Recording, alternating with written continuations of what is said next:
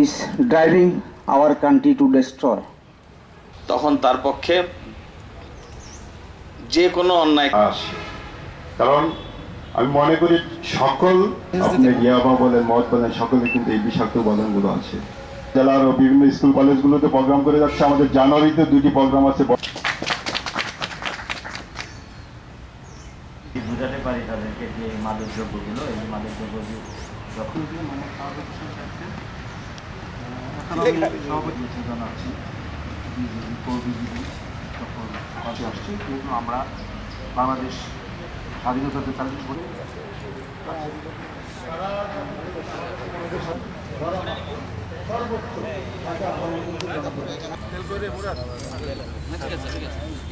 এই বাচ্চা কাচ্চা ভাঙেন